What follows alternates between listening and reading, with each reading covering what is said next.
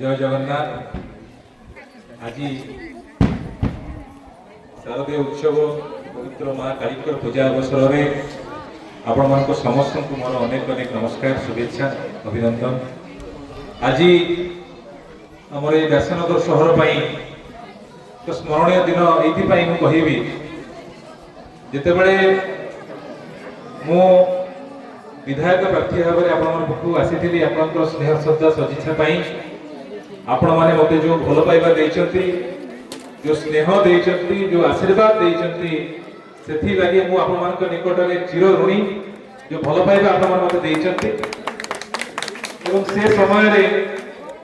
सारा व्यासनगर शहर में गोटे अनेक तो समस्या रही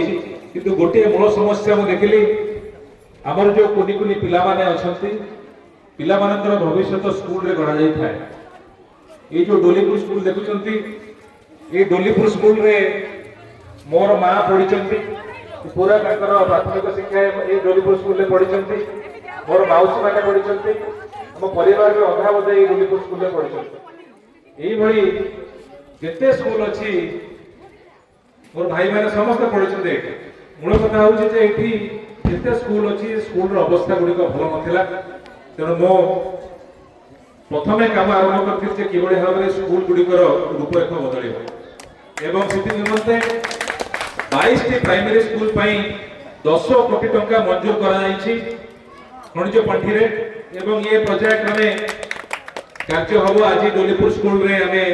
शुभ भित्ति प्रस्तर स्थापन कलु आउ 2 मास भितर ये कंप्लीट हेले पुणी आसी आमे यार उद्घाटन करबा केवल एतिक नुहे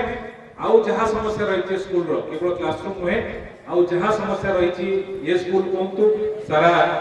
व्यासनगर रे जते स्कूल कहतु सब स्कूल समस्या समाधान हम जहाँ निश्चित भाव में शपथ नहीं आउ गोटे बड़ दाबी थिला जे मिटवाणी जो पोखरी कथा मध्य